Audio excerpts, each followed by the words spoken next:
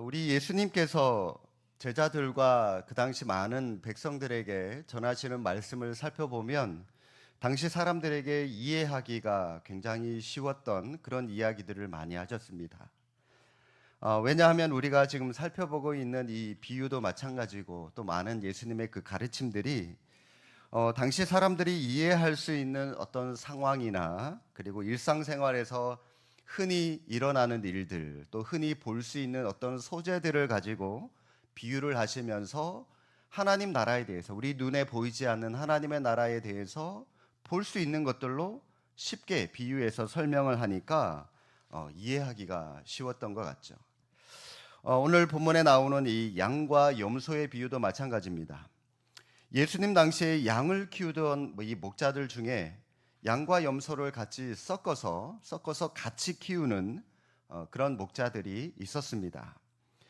양과 염소를 같이 키우는 이유는 이 양은 동작이 느리잖아요, 그죠? 이 한 곳에서만 풀을 뜯어 먹느라고 멀리 앞으로 나아가지 못하고 또 이 시력도 별로 안 좋아서 옆에 좋은 풀이 있는데도 불구하고 그걸 뜯어먹지 못합니다. 눈앞에만 있는 그 풀만 뜯어먹기 바쁘고 또 반대로 이 염소는 성질이 너무 급해서 한 자리에 있지 못하고 먹다가 또 옮기고 먹다가 옮기고 이리저리 옮겨 다닌다고 바빠요.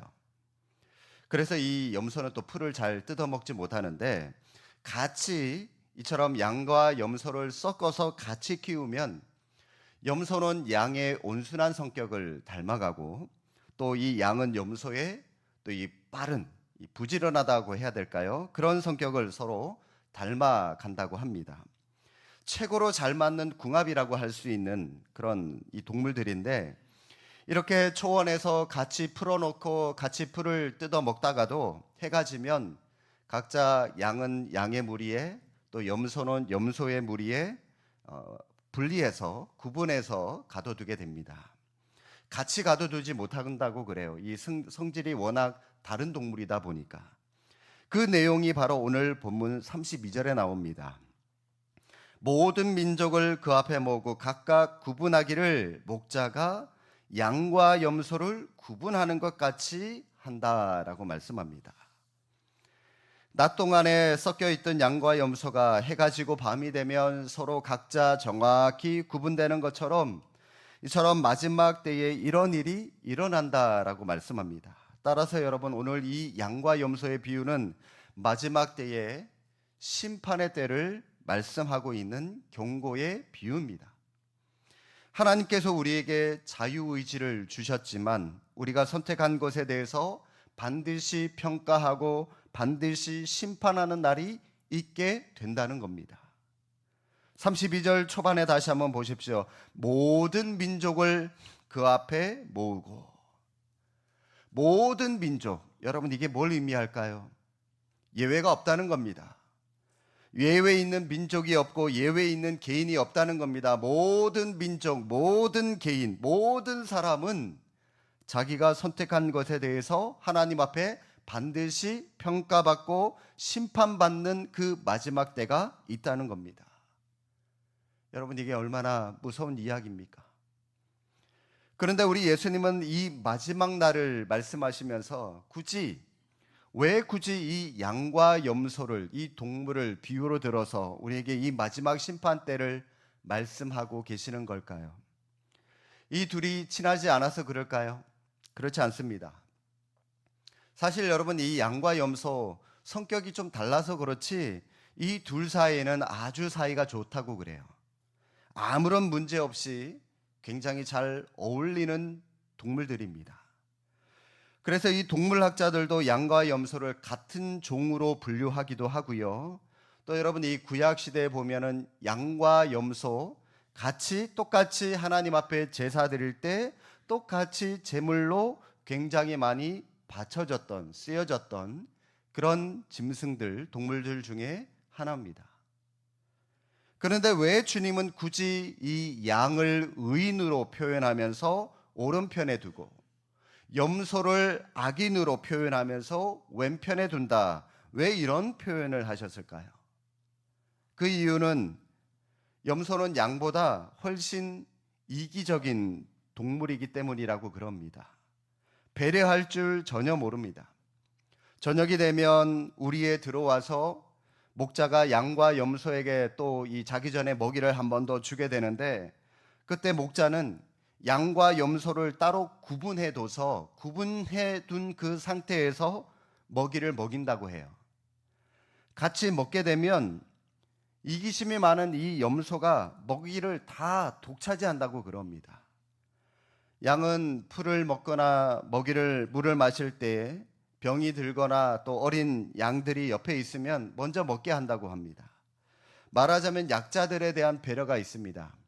그런데 이 염소는요, 다른 놈들이 먹든지 말든지 아픈 놈이 있든지 말든지 전혀 신경 쓰지 않고요, 오직 자기 배만 열심히 채운다고 그래요.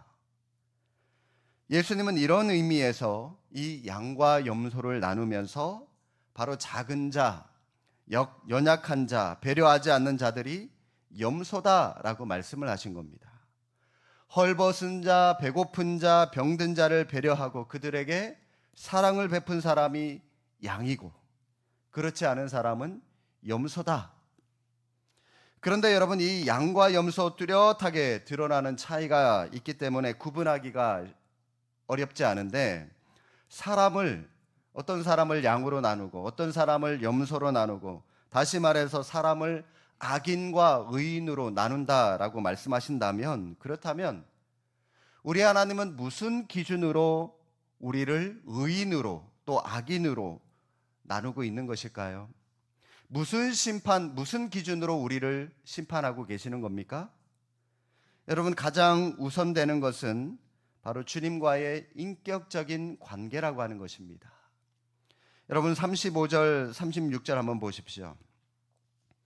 내가 줄일 때에 너희가 먹을 것을 주었고, 목마를 때에 마시게 하였고, 나그네 되었을 때에 영접하였고, 헐벗었을 때에 옷을 입혔고, 병들었을 때에 돌보았고, 옥에 갇혔을 때에 와서 보았느니라.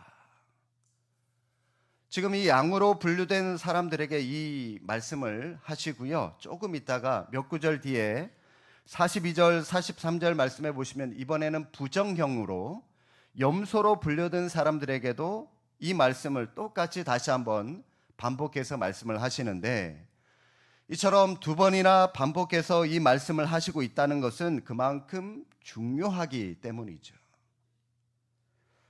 저는 이 심판의 기준이 되는 주님께서 말씀하신 이 말씀, 너희가 먹을 때 먹을 거 줬고, 목마를 때 이 마실 거 줬고, 헐벗었을 때 옷 줬고, 뭐 이런 기준들 말씀하지 않습니까?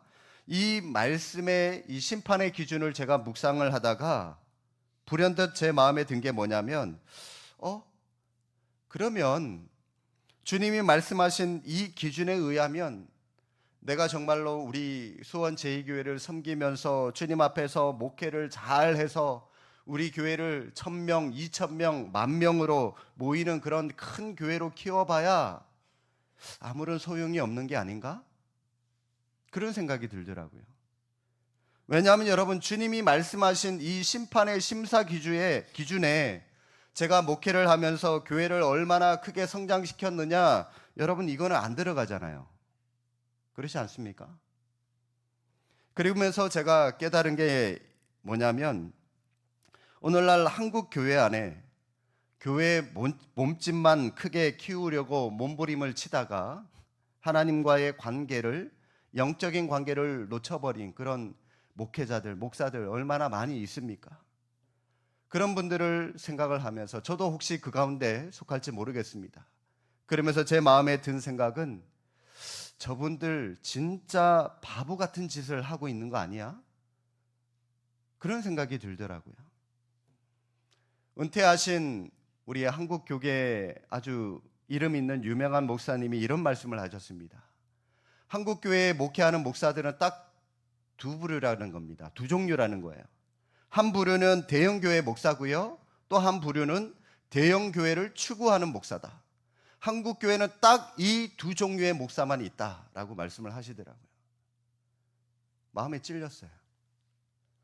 여러분, 오늘날 대형교회, 많은 대형교회 목사님들 계시죠. 또 그렇지 않은 교회들 목사님들 보면 다 대형교회가 하는 그 시스템, 어떤 프로그램 따라가면 우리도 그렇게 될 줄로 알고 다 대형교회화 추구하면서 그렇게 살아가는 목사님들 많아요.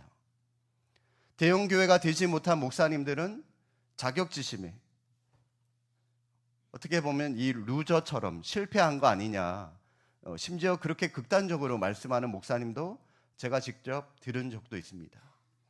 우리는 개척한 지 10년이 되었는데 아직까지도 4, 50명밖에 안 모입니다. 나 목회 실패한 겁니다. 아예 대놓고 그렇게 말씀하는 분들 봤습니다.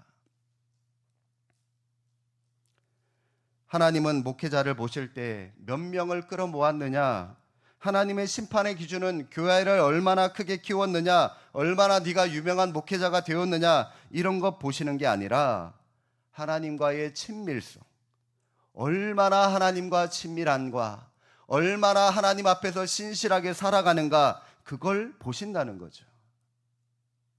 그런데요, 저도 그렇고 오늘날 한국교회 많은 목사님들이 이게 본질인데 이거는 뒤로 밀려가 있고요. 허구한 날 교회 크게 하는 거, 사람 많이 모이는 거, 이게 주된 사업이 돼버렸다는 겁니다. 그래서 여러분, 교회 안에 저뿐만이 아니라 목회자들뿐만이 아니라 교회 안에 봉사하시는 분들 말씀 잘 들으십시오. 여러분, 교회에서 봉사하는 거 중요합니다. 예, 맞아요. 여러분들의 그 수고와 헌신, 섬김, 그 봉사가 있기 때문에 교회가 굴러가요. 교회가 잘 되는 겁니다. 감사하죠. 그런데 여러분, 교회 봉사 열심히 하느라고 정작 하나님과의 친밀성에 문제가 생긴다면 그건 정말 어리석은 일입니다. 바보 같은 짓이에요.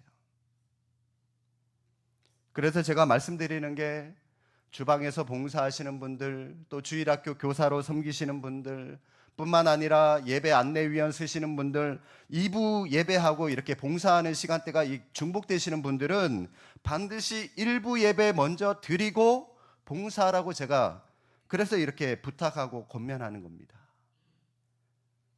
주일인데 여러분, 뭐가 우선순위가 되어야 됩니까? 예배입니까? 봉사입니까? 당연히 예배가 우선순위가 되어야죠.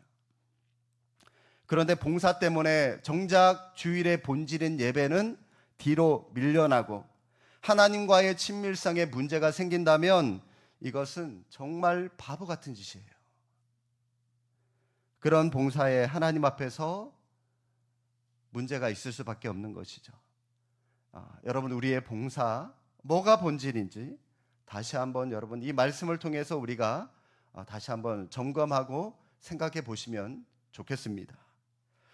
그런데 여러분, 오늘 이 주님께서 말씀하신 이 말씀을 잘못 이해하면 심판의 기준을 마치 선행에 있는 것처럼 오해할 수 있는 것 같습니다. 다시 한번 여러분 35절, 36절 말씀을 보시면 이렇게 말씀하시죠. 줄일 때 먹을 거 줬고, 목마를 때 마실 거 줬고, 나그네 되었을 때 영접했고, 헐벗었을 때 옷을 입혔고, 병들었을 때 돌봤고, 옥에 갇혔을 때 와서 봤다. 여러분, 이 모든 것들이 뭐냐면 그때 당시 이스라엘 백성들이 선행이라고 생각하는 그 내용들입니다. 유대인들은 본래 이 선행의 제일 우선순위가 뭐냐, 제일 가장 큰 선행이 뭐냐, 다른 사람들을 가르치는 것이다, 교육하는 것이다 라고 생각을 했습니다. 우매한 사람들을 하나님의 말씀으로, 지식적으로 지혜 있는 사람으로 가르쳐주는 사람, 이런 사람들을 가장 큰 선행으로 여겼거든요. 그래서 랍비 그러면 제일 존중하고 제일 존경했던 인물이 랍비였습니다. 그리고 여기에 기록된 대로 가난한 자, 병든 자들 돌아보고 나그네를 대접하는 일, 이런 일들을 그 다음 두 번째 선행으로 생각을 했던 겁니다. 자, 그런데 여기에 쭉 나열된 이 선행들이 마치 하나님의 심판의 기준인 것처럼 느껴지는 그런 말씀인 것처럼 보입니다. 이 선행들을 반드시 행해야만 하나님께 인정받을 수 있는 것처럼 그렇게 비춰지는 말씀인데, 그런데 여러분, 이 말씀은 우리 인간의 선행을 말씀하는 것이 아닙니다. 이 말씀의 주어가 누굽니까? 다시 한번 보십시오. 35절 36절에 누가 줄였을 때? 내가 줄일 때에. 여러분 35절 맨 앞에 내가 누구죠? 예수님이죠. 예수님. 내가 줄일 때 먹을 거 줬고, 내가 목마를 때 마시게 했고, 내가 나그네 되었을 때 영접했고, 내가 예수님이 힘들 때 돌봐주고 섬겨주었다라고 말씀하고 있는 겁니다. 그랬더니 의인들이 아니 주님 언제 우리가 주님을 섬겼습니까?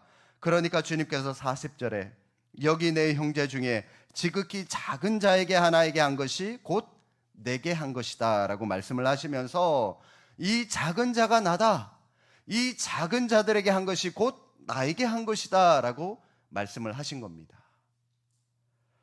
따라서 여러분 예수님께서 말씀하신 이 말씀의 의도는 예수 그리스도 중심의 선행을 말씀하고 계시는 겁니다. 그러니까 여러분 예수 그리스도로 말미암아 중생한 우리가 그리스도께 충성하고 그리스도를 위하여 살아가는 그 모든 행하는 일들이 바로 예수님께 한 일들이다라고 하는 그런 의미가 담겨 있는 말씀입니다. 예를 들어 여러분이 자녀를 키울 때 주님의 이름으로 키우면 그것이 바로 주님을 위해서 한 일이라는 거예요. 그런데 그 자녀, 내 자식이니까 나중에 내가 좀 늙어서 내 자식 덕 좀 봐야 되겠다, 그런 마음으로 내 중심으로 그 자녀를 키우게 되면 그건 주님의 일이 아니라는 거죠. 엄연히 내가 낳은 자식이지만 주님의 영광을 위해서 주님의 이름으로 희생하고 그 자녀를 섬기는 일, 그것이 곧 주님을 위해서 한 일이라는 겁니다. 여러분 이거는 사업을 하고 장사를 하는 것도 마찬가지입니다. 내 배만 불리려고 하는 일이라고 한다면 하나님 앞에서 아무런 의미가 없는 일이지만 거기에서 나는 수익의 얼마로 선교를 하고 또 내 주변의 어떤 연약한 자들을 섬기는 일이 목적이 된다면, 그런 일이라면 그 모든 것이 결국 주님을 위해서 한 일이라는 것이죠. 따라서 여기서 말하는 선행은 나를 위한 선행, 인간적인 선행을 의미하는 것이 아니라 어디까지나 그리스도를 위한, 그리스도 중심의 그리스도인의 생활을 의미하는 것이다 라고 말씀드릴 수 있습니다. 바로 여러분 이런 것을 기준으로 해서 마지막 날 심판이 이루어질 것이다 라고 말씀하고 있습니다. 그런데 여러분 이 주님과의 인격적인 이 관계라고 하는 것이 사실 너무 추상적이지 않습니까? 주님께서 우리처럼 이 육신을 가지고 이 땅에 계신다면 그분을 섬기는 것 그렇게 큰 어려운 일이 아닙니다. 우리 눈앞에 바로 앞에 계신다면 그분께 그냥 밥 차려드리고 우리 예수님 필요한 것 있으면 뭐 사서 얼마든지 챙겨주면서 주님과 영적인 또 인격적인 교제를 얼마든지 나눌 수 있습니다. 우리 눈앞에 계신다면. 그러나 우리 주님은 영적인 분이시기 때문에 우리 눈에 보이지 않는 분이시죠. 그렇기 때문에 주님과의 이 인격적인 관계라고 하는 이 추상적인 개념을 이웃 섬김이라고 하는, 작은 자 섬김이라고 하는 구체적인 개념으로 이 개념을 바꾸셔야 됩니다. 그게 바로 여러분 40절 말씀이에요. 임금이 대답하여 이르되 내가 진실로 너희에게 이르노니 너희가 여기 내 형제 중에 지극히 작은 자 하나에게 한 것이 곧 내게 한 것이니라. 우리는 예배 생활, 영적 생활 그러면 이것을 자꾸 추상적인 것으로만 생각을 합니다. 그래서 그냥 신앙적인 행위, 즉 뭐 예배에 참석하고 성경을 읽고 큐티를 하고 기도를 하고 이런 행위들만 중요하게 생각을 합니다만은, 그런데 여러분 그것만이 전부가 아니라는 거예요. 그러면 여러분 신앙 행위로 뭐가 더 있습니까? 예수님께서 말씀하고 계시는 게 오늘 본문이죠. 예수님은 목마른 자에게 물 한 컵 더 주는 행위, 헐벗은 자를 위해서 옷 한 벌 더 제공하는 행위, 그리고 병든 자를 찾아가서 등 한 번 더 두드려주는 행위, 이 모든 게 다 성경 읽는 것과 기도하는 것과 똑같은 신앙 행위다라고 말씀을 하고 계시는 겁니다. 그런데 여러분, 이것은 신앙행위 정도가 아니라 다른 어떤 고급스러운 종교행위보다 더 고귀한 행위다라고 말씀하고 있는 겁니다. 왜냐하면 관계성을 소중하게 여기시는 우리 주님의 기준으로 이렇게 하는 것이 바로 주님과 영적으로 깊은 관계성을 맺어가는 행동이기 때문입니다. 그런가 하면 여러분, 이 40절 말씀 가운데 나타나는 중요한 포인트 하나가 더 있습니다. 40절 중간에 여기 내 형제 중에 라고 할 때 여러분, 여기라고 하는 표현이 있습니다. 여기. 이 형제가 어디 있다고요? 여기. 뭘 우리 예수님께서 강조하고자 하시는 걸까요? 우리가 작은 자들을 섬기고 돌보고 구제하되 여기가 어디냐? 바로 여러분 가까운 자들로부터 섬기고 돌보고 구제하라는 겁니다. 여기 멀리가 아니에요. 여기 내 주변에 내 옆에 가까운 곳, 내 따뜻한 말 한마디 말이 필요한 그 누군가, 여기 있는 내 도움이 필요한 그 누구.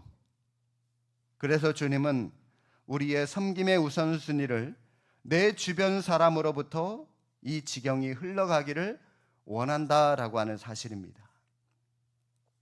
또 하나 여러분, 오늘 본문을 자세히 보시면 어느 때라고 하는 말이 강조되어 있는데, 예수님께서 말씀하시기를 내가 줄일 때에, 내가 목마를 때에, 내가 나그네 되었을 때라고 말씀하시면서 이 때, 시간을 말씀하시죠.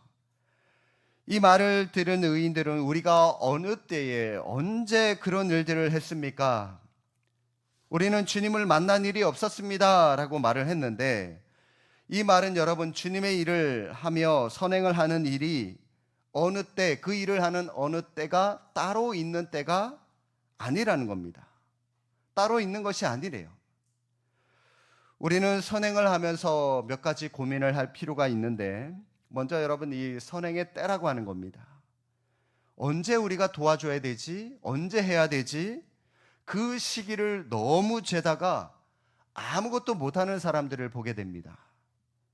겨울이 되면 추우니까 여름 돼서 해야 되겠다 미루고 있다가, 여름 때는 또 더우니까 크리스마스 때, 예수님의 성탄 때를 기점으로 해서 또 해야 되겠다 또 미루다가, 크리스마스가 되면은 며칠 있으면 또 새해가 되는데 새해가 시작되면서 새로운 마음으로 해야지 하고 또 미뤄두게 되죠. 시기적으로 미룰 뿐만이 아니라 또 어떤 사람은 좀 돈 좀 많이 벌어놓고 나서, 어떤 사람은 승진하고 나서, 어떤 사람은 취직하고 나서, 그러면서 이 모두 다 때를 미루다가 넘겨버리고 말 때가 많이 있는데, 여러분, 하나님의 때는 따로 없습니다. 일할 수 있는 건강 주시고, 일할 수 있는 시간 주시고, 일할 수 있는 어떤 여건, 형편만 된다면 여러분 지금 하시는 거예요. 나중 뒤에 따로 없어요. 나중에는 하고 싶어도 못할 때가 있어요. 조금이나마 어떤 형편이 된다면 여러분 하세요. 해달라고 하세요. 그런가 하면 여러분, 우리는 선행의 대상을 너무 가려가면서 하는 경우도 있습니다. 주님이 딱 우리 앞에 계신다면, 그분께서 굶주리신다면 당장 어떤 먹을 것 마실 것 대접해 줄 텐데, 하지만 여러분, 우리는 주님이 계시지 않으니까 누군가를 섬겨야 되는데, 그런데 그 누군가, 우리가 베풀고자 하는 그 대상을 너무 가려가면서 우리는 하고 있습니다. 그래서 어떤 때는 이거를 저 사람한테 줘야 되냐? 아니면 이 사람한테 줘야 되냐? 누구한테 줘야 되나? 너무 깊이 생각하다가 결국 아무에게도 베풀지 못할 때가 있습니다. 그런데 여러분, 어느 때, 어떤 여건, 대상이 누구든지 상관없습니다. 주님을 사랑하는 마음으로 행하는 그 모든 일들이면 그 모두가 다 주님께 한 것이다 라고 우리 예수님께서 말씀하십니다. 여기 내 형제 중에 지극히 작은 자 하나에게 한 것이 곧 내게 한 것이다 라고 말씀하신 이 말씀을 여러분 기억하시기를 바랍니다. 여러분, 여기에서 말씀하시는 이 지극히 작은 자라고 하는 거 조금 더 여러분들에게 구체적으로 말씀을 드리면 보답할 수 없는 사람을 말하는 겁니다. 내가 저 사람에게 얼마를 해주면, 뭔가를 해주면 저 사람도 나에게 뭔가를 해주겠지, 어떤 보상을 해주겠지, 이런 마음이 아니라 아예 처음부터 내가 그 사람에게 뭘 주든가 뭘 베풀든 간에 그 어떠한 보상이나 보답을 해줄 수 없는 사람들, 이러한 연약한 자들, 이 지극히 작은 자들을 섬기는 것, 이 사람들이 바로 우리가 섬겨야 할 대상이다라고 말씀을 하고 계시는 겁니다. 따라서 여러분, 우리가 어떤 선행을 하기에 앞서서 이 일을 내가 베풀어서 나에게 어떤 이익이 있냐 없냐, 여러분 이러한 어떤 계산하는 생각들 아예 처음부터 접어두시기 바랍니다. 아무런 기대나 바람 없이 오직 주님을 섬기는 마음으로, 주님의 마음으로 상대방을 도우면 그것이 곧 주님을 향한 선행이 된다라고 우리 예수님은 말씀하고 계시는 겁니다. 제가 예전에 10여 년 전에 중고등부 아이들을 섬긴 적이 있었습니다.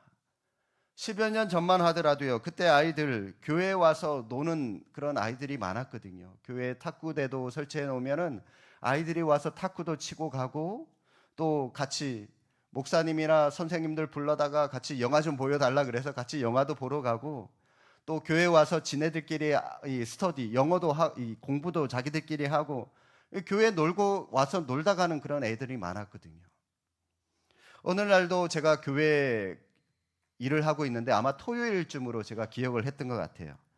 학생들 몇 명이 와서 교회 와서 자기들끼리 이 탁구 치고 놀다가 갑자기 아이들이 지루하니까 우리 교회 선생님 집에 놀러 가자, 자기들끼리 그러더라고요. 그러자 그 아이들 중에 한 명이, 야, 선생님 집에 놀러 가는데 어떻게 우리가 빈손으로 갈 수 있냐, 뭐라도 사가지고 가자, 자 꺼내 그러면서 이제 주머니 막 뒤지기 시작해요. 그러면서 막 1,000원짜리 100원짜리 이렇게 나오죠. 자기들끼리 막 돈을 얼마씩 거두더라고요. 아이들이 여러분 이 돈을 모아봐야 얼마나 큰 돈이 모이겠습니까?